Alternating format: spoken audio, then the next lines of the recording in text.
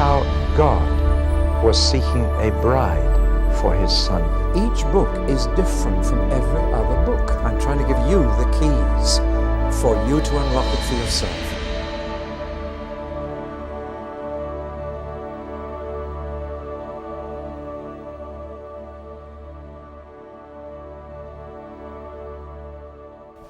See, the wilderness is a testing ground. That's why Jesus was taken into the wilderness for 6 weeks, tested. And it is a real test under very hard conditions. You're not in the promised land yet, you're out of Egypt, but you're right in between. It's like an engagement is a testing time. You're in between being free and being married. And it's a testing time because it's neither one thing nor the other. And in the same way, the wilderness is a real testing time. And alas, Israel did not pass the test. Bear in mind that after Sinai, let's go back to the map. After Sinai, they are in a different relationship to God than they were here. They commit the same sins after Sinai as they did before. The difference is that now there are sanctions, there are punishments attached to those sins, because after Sinai they are in a covenant relationship. They're now married to God. Here they were courting, if you like, but now they're married. So that now God has to deal more severely with them than he did before Sinai, because they have taken upon themselves a promise to do what he tells them. And therefore they will be blessed if they're obedient, they will be cursed if they're not. They know that, and God told them from now on, I will bless you when you do right, but I'll curse you when you do wrong. Will you accept those two conditions? And they said, we will, and we'll do what's right. But it's one thing to say that they'll do what's right, it's another thing to keep such promises. So God has actually bound himself to them in a double way, and he must now either bless them or curse them in a way that he didn't have to before. He's under obligation to his promises and to his oath. So we can see now both the purpose and the limitation of the law God gave them. The purpose is so that they can see what's right. The limitation is that they can't do it.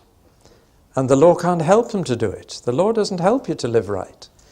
It tells you what is living right and what's wrong, but it can't help you. The law is helpless to do that. And that is why the law given on the Pentecost day was inadequate and needed later the Spirit to be given on that same day. Because without supernatural help, we'll never be able to keep the law. But they thought they could, and they promised that they would. Now we're going to look first at the leaders of the nation and see how they failed. The leaders of the nation all came from one family, 2 brothers and a sister. Interesting that God just used the one family to lead this new people, this new nation. Moses, Aaron, and Miriam, 2 brothers and a sister. And we're told their good points and their strengths of character. Moses actually writes about himself and says Moses was the meekest man of all the men on earth. It's quite a thing to be able to say to yourself. You just try telling other people that you are the humblest person in your office or factory. Actually, Moses got away with it because he was. And Jesus got away with it as well. He said, learn of me, for I am meek and humble. Now, most of us couldn't even say that without being ribbed about it, but Moses could, and Jesus could. He was a meek man. By that it means he never tried to defend himself. One of the loveliest things about Moses is that when he was criticized or when he was badly treated, when he was betrayed, he never tried to defend himself. He let the Lord defend him. There's a lesson. That's what meekness is. It's not weakness, but it's not trying to defend yourself. He was both a prophet and a priest and, in a sense, a king. He combined all 3 functions, though he isn't called those 3 things. He certainly was a prophet, and he is called that, and he brought many words from the Lord. But when he prayed for the people, he was acting as a priest. And when he led them, he certainly acted as a king in battle. But he wasn't called a king. But I believe he combined all 3 functions. Aaron only combined 2. Aaron was both a prophet to Moses and a priest. And the Aaronic priesthood became the heart of the worship and ritual of the ancient people of God. Miriam was a prophetess. So we have Moses, prophet, priest, and king, Aaron, prophet and priest, and Miriam, prophetess. Interesting, the sharing out of the gifts. And notice that prophecy is a ministry for women as well as for men, in the New Testament as well as the Old. Philip's 4 daughters. And her particular prophetic gift was expressed in song. There is a very direct link between prophecy and music. Interesting that when David chose choir masters, he always chose a prophet to be a choir master, or what he called a seer, somebody who could see what God was doing. And there is a close link. Ezekiel used to say, "Play me some music and I'll prophesy for you." And I can understand that. There's something about music, the right kind of music, that releases the prophetic spirit. And that was true of Miriam. Now, how did they all go wrong? Well, let's do it in reverse order. Miriam went wrong because she was jealous. She desired honor for herself. And that was also going to be the end of her brother Aaron too. Both Miriam and Aaron were jealous of Moses. Because it's not easy when you're in the same family and your own brother has a more important position than you do. But they had important positions. They were among the leaders, but they got jealous. And Miriam was punished with leprosy.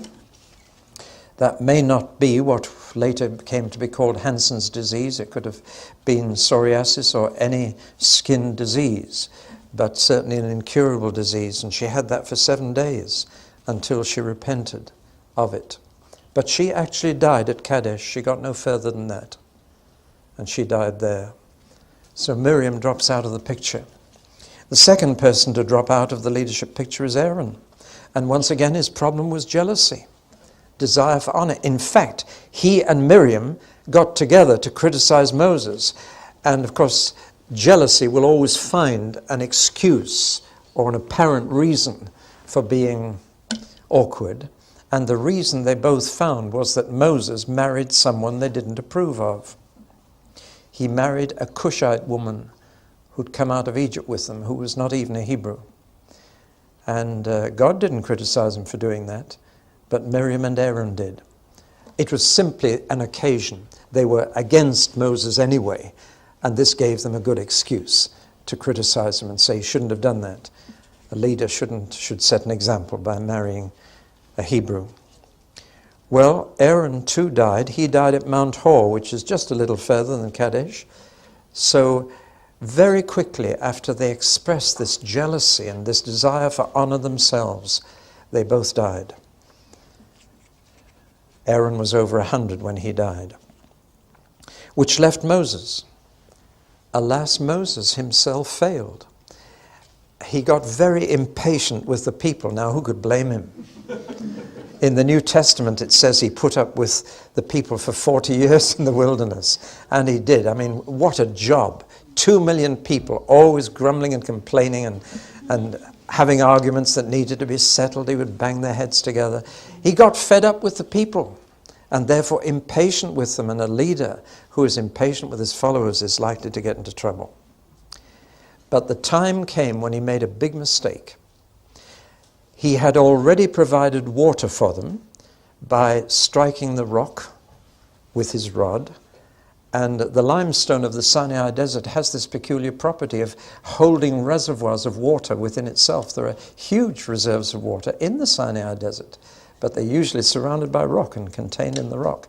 Moses released those reservoirs of water for them, just with his rod touching the rock. But there came a second time when they were short of water, and God told Moses, "Moses, this time don't strike the rock, just speak to it. A word will release the water in the rock. Just speak to it." But Moses was so impatient with the people that he didn't listen to God carefully. And he said to the people, "Oh, if you want water," and he struck the rock twice. And God said, "Why didn't you do it the way I told you? For this, Moses, you will not see the promised land. Now, it seems a pretty tough punishment, doesn't it? But it was important, because if the leader doesn't listen carefully to God and do it the way God wants, think of what's going to happen to the people. And it was purely because he was angry with the people and impatient with them that he lost his temper and he didn't hear what God said. And yet for that, Moses was told, you won't see the promised land. Well, you will see it, but you won't enter it. Well, now, isn't the Bible honest? Here are the three leaders of the people, 2 brothers and a sister. And the Bible tells you they all failed in the book of Numbers. And we're to learn from this. Leaders are to learn from this.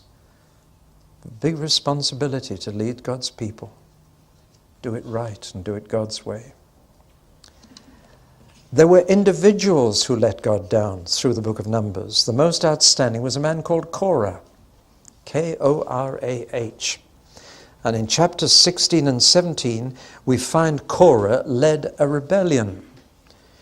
He was angry that priesthood should be exclusively the right of Aaron and his family. Why shouldn't the rest of us be priests? Why has it to be Aaron? And he questioned Aaron's priesthood. Now, it's very interesting that as soon as he began to, others began to. It's amazing how one malcontent somehow instinctively finds the others. You ever notice that? It happens in churches, we've got to say it. Happens in the new people of God. One malcontent can soon gather around them a number of others. They almost instinctively know who to go and share their complaint with. And so very soon they had 250 gathered around them, all challenging the authority of Moses and the priesthood of Aaron. Exclusive rights. We didn't elect you. We didn't appoint you. But God had done. So they set themselves against the leaders. In other words, they did say, Moses and Aaron are self-appointed leaders. They've chosen this job for themselves. They couldn't believe that God had chosen them. And in any case, they said they've failed to bring us into the promised land. That's a nasty dig, isn't it? They've failed to get us into the promised land. And they're monopolizing the functions of priesthood. So Moses said, right, we're going to test this. And the test is, who did God choose for these positions? He said, now, Korah and the men with you, get hold of a twig from a scrub bush in the desert. And Aaron, you get hold of one. And they laid these twigs in the holy place before the Lord all night. And in the morning, one of the sticks had blossomed. And one had flowers on it. The others were dead. And it was Aaron's rod that budded. From then on, they actually put Aaron's rod inside the Ark of the Covenant. And it was kept inside there. It was God's proof that Aaron was his choice. He was not self-appointed. If you read the Psalms, you find that many of them are written by the sons of Korah. You ever notice that? This man's family didn't follow him. And his children became singers in the temple later. His children were saved, but he wasn't. Korah is mentioned in the book of Jude in the New Testament as a warning to Christians. Don't question God's appointments. And don't be jealous. But what about the people as a whole? The people as a whole also failed. I've spoken about the leaders who failed, some individuals who failed, but alas, I must now tell you that the book of Numbers says the whole people failed, except for 2. 2 out of 2 million, that's not very much, is it? Well, now there were 3 major failures that the people made, but there was one general one that keeps cropping up. But there are 3 specific ones. Let's take the general one first. The general problem with the people was grumbling. That's all. So what's wrong with grumbling? A lot. Somebody once said to me, if you grumble about the weather, you're complaining at the way God's running the universe. Did you ever think like that? Somebody else said, you need no talent to grumble. You need no brains to grumble. You need no character to grumble. You need no self-denial to set up the grumbling business. That's quite a statement, isn't it? It's one of the easiest things in the world to do. And we find this is the major failure of the people. They grumbled in their tents. And they thought nobody heard. But somebody did. And it says God heard it. The Lord heard it. Because even though he was living in the tabernacle, God is also everywhere. And he heard what went on in the tents. They thought because he was in the tabernacle that he didn't know what they said when they went to their tent. What a big mistake. They grumbled about lack of water. They grumbled about the monotonous food. It says they grumbled that they couldn't have garlic, onions, fish, cucumbers, melons, and leeks. That's what they missed most. I remember interviewing a missionary once and saying, what do you miss most in South America? And she said, Marmite. You know, being honest. And they grumbled that all they had was, what is it? What is it? Breakfast, lunch, supper, what is it? They missed all that. They grumbled and complained. Discontent probably does more damage to the people of God than any other sin. Would you believe it? And yet it's not a sin that the church usually disciplines people over. And the Lord heard it. And the Lord said, you've put me to the test 10 times. So there were at least 10 occasions when that was the problem. But there were 3 other crises in which they took the wrong turning. The first was at the oasis of Kadesh. And this really was the worst. It's there today. It's 66 miles southwest of the Dead Sea. And it's the most beautiful oasis. Beyond it is a bit more desert, and then comes the Promised Land. When they got to that last oasis in the Negev desert, they sent 12 spies, one from each tribe, to spy out the land and to come back and tell them what it was like. They spent 40 days, some of them in the south around Hebron, but many went to the far north. And they found it a very fertile land. In fact, they came back.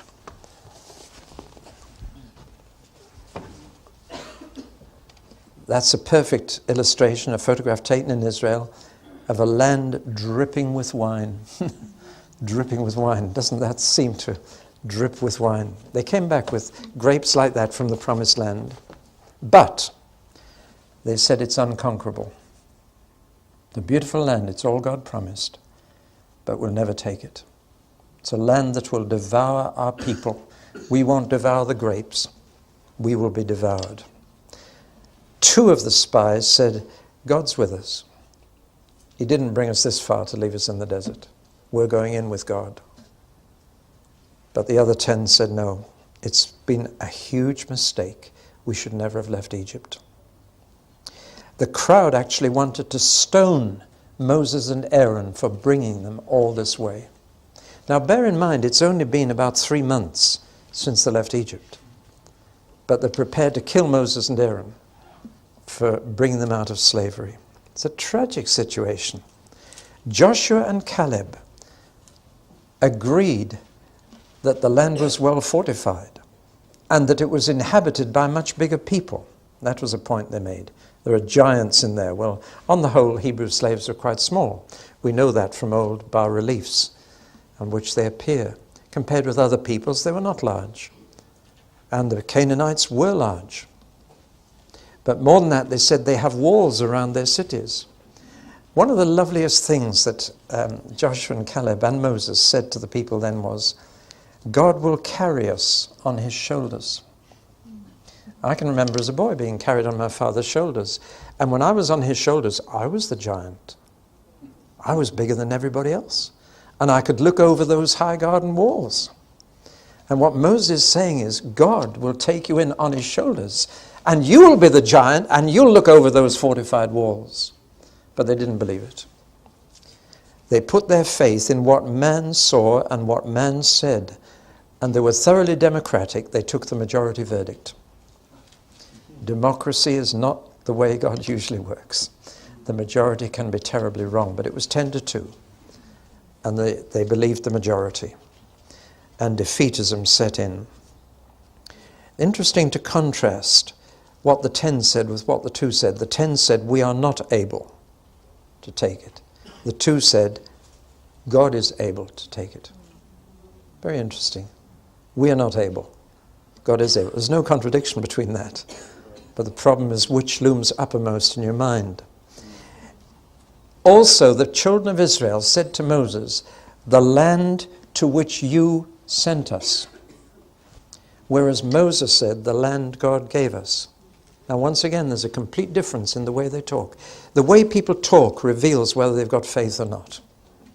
I remember once at one stage in one church at our elders' meeting, we forbade the use of the word problem and or difficulty, and we insist on using the word opportunity instead. It was amazing what difference that makes. You know, as soon as something is suggested, well, I can see an opportunity there. And it changed our thinking to change the word difficulty into the word opportunity. I'm not now advocating the power of positive thinking, but the way we talk reveals whether we've got faith. And someone who always responds, oh, I can see a problem with that, or I can see a difficulty with that. Or there are some church members, they always have 2 reasons for not doing something new. We've never done it, or we did it and it didn't work. And there's a kind of depression can set in. This is the grumbling, complaining again, the negative outlook, the pessimism. And Moses interceded, but God swore that not one of that generation would ever get into the land. When God swears, that's pretty terrible. Do you know what he says? He says, by God, you won't get into that land. Except he doesn't say God, he says, by myself. Because he can't swear by anything higher than himself, so he swears by himself. And there are many times when God swears by himself. He's virtually saying, by God, you won't get into that land now.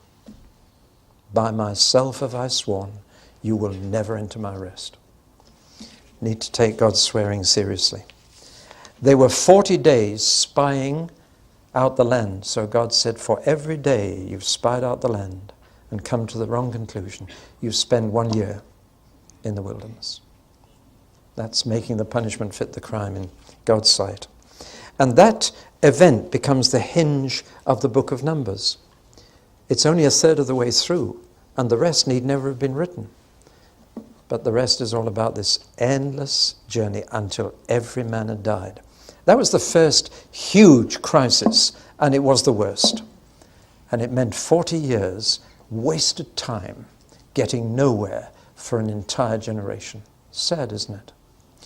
The next crisis came as they made their way back down into this deep valley.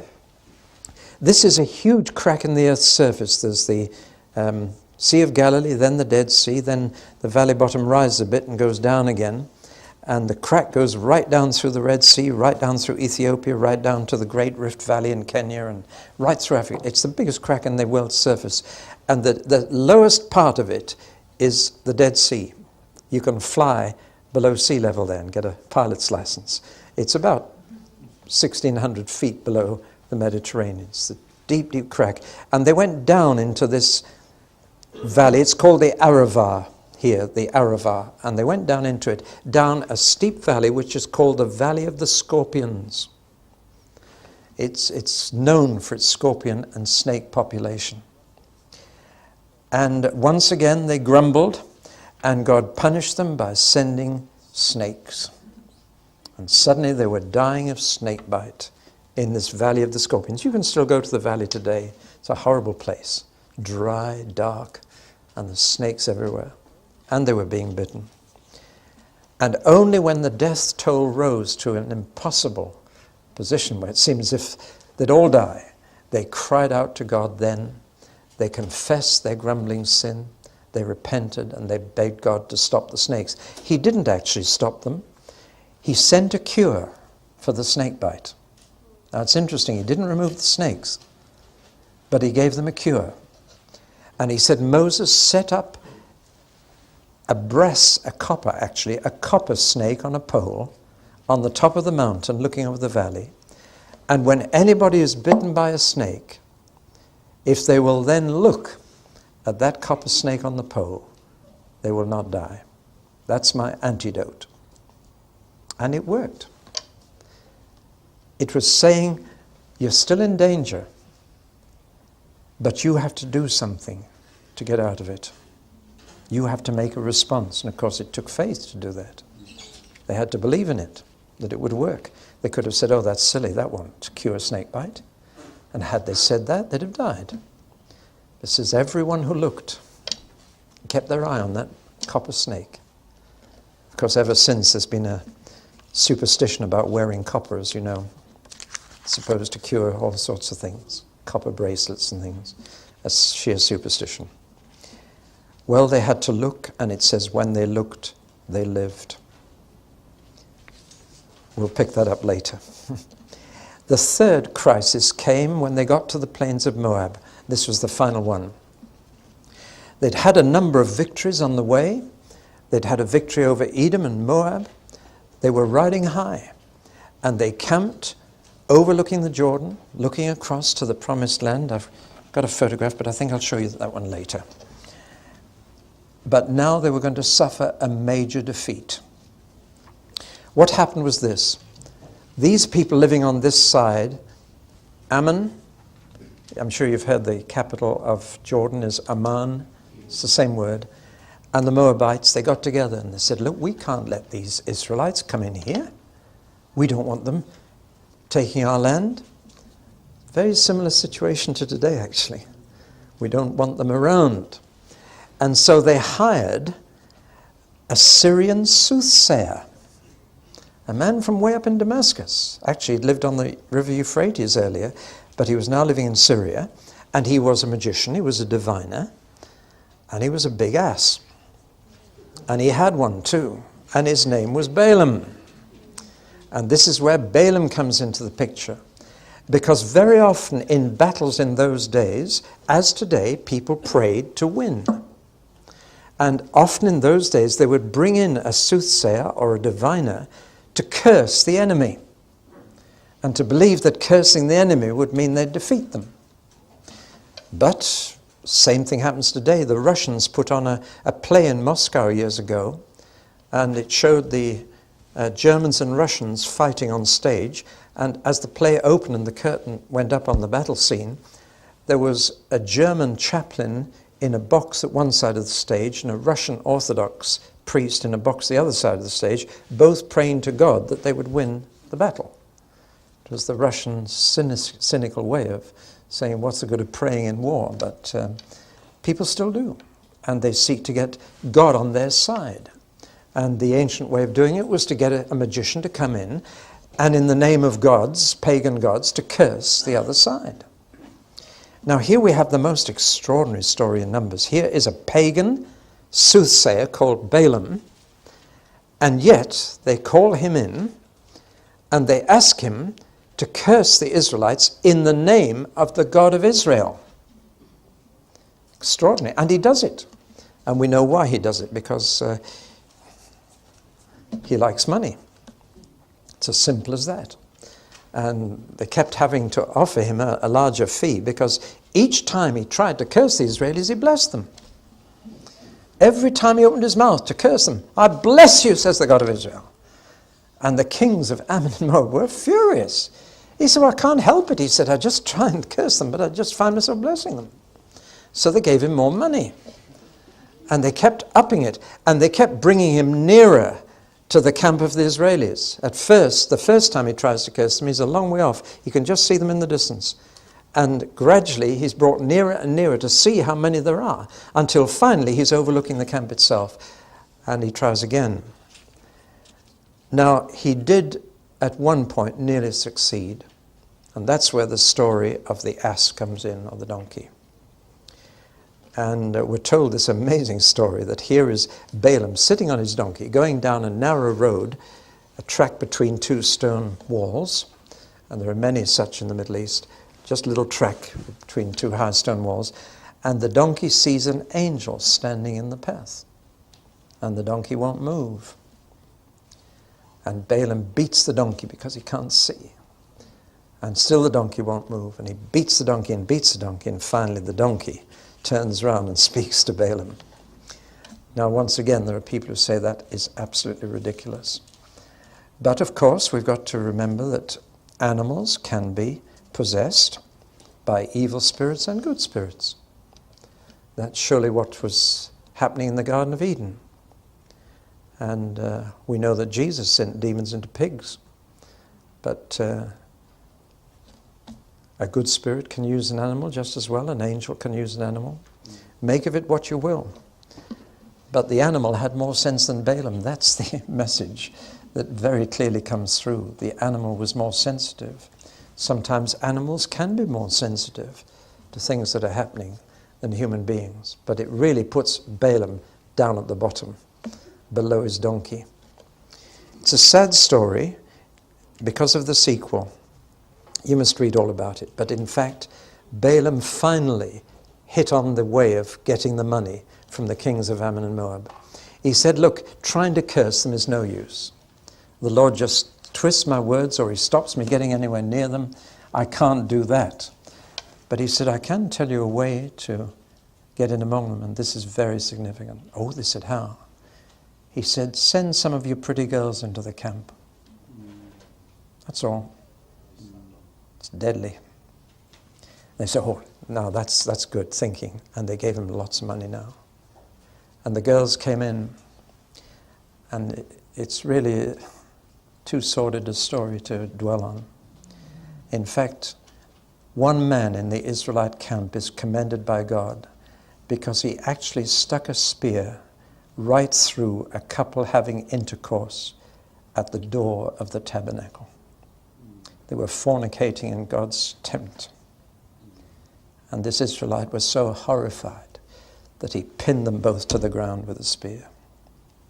But he was the only one who resisted the temptations that came. And so that's how they suffered their third major defeat. And Balaam is to blame for it in a sense, but the man who pinned that couple to the ground with a spear was called Phinehas. And forever afterwards, he was given a perpetual priesthood for himself and his family. The only man to defend God's house against what was happening in God's sight. Important lesson to learn. You see, if they were going to go into the promised land, one of the worst features in the promised land was the immorality of it. There were fertility goddesses. There were horrible statues and phallic symbols. They've just put up an 8-foot-high phallic symbol in the high street in Basingstoke. It's coming back. It's all coming back. The whole fertility cult thing with its immorality. And here they were before they went into the land, faced with it, and they fell. So it's serious, isn't it? And they had to learn, and God taught them a lesson. Well, now what can we learn from all this? Written for the Jews, of course, for later generations, that they might learn to fear God. And therefore written for Christians, I believe, that we might learn from their failures. In the little letter of Jude, who was Jesus' younger brother, we have mention of both Korah and Balaam. We have many mentions in the New Testament of don't grumble. It was as big a problem in the early church as it was in Israel. It's called a bitter root, a root of bitterness that can grow inside a fellowship when people grumble and complain. Of course, nowadays they usually move on to another fellowship, but boy, if you start a new fellowship with complainers from another fellowship, you're going to be in trouble. You deserve everything you get. If you start a new fellowship, start it with new Christians. Don't build with second-hand bricks. Well, they could live and die in the wilderness. We are more important to God. We're not numbers, we're names. We're not just on his census. He knows how many hairs there are on our head. When I look at the book of Numbers, I'm first impressed with what this book says about God. There are two sides to God's character, and Paul draws them out when he says, behold then the goodness and the severity of God. And nowadays we hear so much about the goodness of God and so little about the severity of God that we are getting an unbalanced, anemic view of God who is more a mother than a father, or even a grandmother, to quote one bishop. I'm serious about that. And God is a father, and therefore there is severity as well as goodness. There is discipline as well as delight. And we need to get this balance right. So in the book of Proverbs, we have his goodness in his provision, in his protection, in his preservation of them. We also have his severity in discipline, disinheritance, disgrace, and even death. We need to remember them both. We deal with the same God, and the fear of God doesn't disappear from the New Testament. It's there with the love of God. What does the book of Numbers say about Jesus? An awful lot. Jesus was 40 days in the wilderness being tempted. He went through this himself. He is the bread from heaven. You all know John 3:16, for God so loved the world that he gave his only begotten Son. But do you know the verse just ahead of that? As Moses lifted up the serpent in the wilderness, so must the Son of Man be lifted up. That's straight out of the book of Numbers. You can find Jesus everywhere in the Bible if you look for him. Hebrews says, if the ashes of a heifer could bring forgiveness, how much more the blood of Christ? That's a reference. But the most amazing thing is Balaam again. Balaam made a prophecy. And this was the prophecy. I see him, but not now. I behold him, but not near. A star will come out of Jacob. A scepter will arise out of Israel. And from then on, every devout Jew looked for the star of the king to come. And that's what led the wise men to Bethlehem. Isn't that amazing? It was Balaam's prophecy that brought the wise men to Bethlehem. I have 2 more minutes. So what's the best known verse in Numbers? Well, there's no question in my mind. It's chapter 6, verse 24. The Lord bless you and keep you. The Lord make his face shine upon you and be gracious to you. The Lord turn his face toward you and give you his peace. That's the blessing that God gave Aaron to give to the people when they set off from camp on the next part of their journey. It has every mark of direct inspiration from God because it is mathematically perfect, as Genesis 1 is, incidentally. Whenever God speaks, his language is mathematically perfect. Listen to this. In the Hebrew, of course, not the English, in the Hebrew, there are 3 lines in that. The Lord bless you and keep you. The Lord make his face shine upon you and be gracious to you. The Lord turn his face towards you and give you his peace.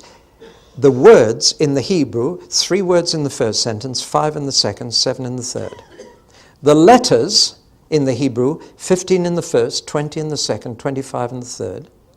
The syllables in the Hebrew, 12 in the first, 14 in the second, 16 in the third.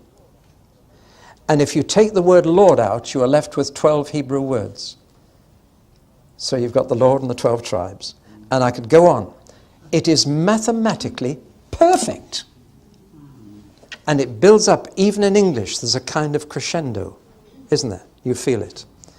And each line has 2 verbs, and the second expands the first. And blessing, of course, means that the children, property, land, health, safety, they would be protected and provided for.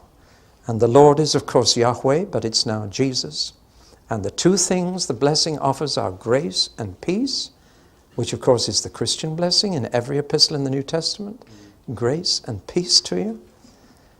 And, of course, the word Lord comes 3 times in the Old Testament. The Lord bless you and keep you. The Lord make his face shine upon you. The Lord be gracious to you. Lord, Lord, Lord, Father, Son, and Holy Spirit to us. The whole thing is, I could go on, but my time has gone. Mathematically, that blessing is the most beautiful mathematical formula. And so is Genesis 1. You find that God speaks mathematically, which means musically, because music is based on maths. And here we have this beautiful musical, mathematical blessing So as we finish this talk and you go on your way, I just want to say the Lord bless you and keep you. Lord, make his face to shine upon you and be gracious to you. The Lord turn his face toward you and give you his shalom. Amen.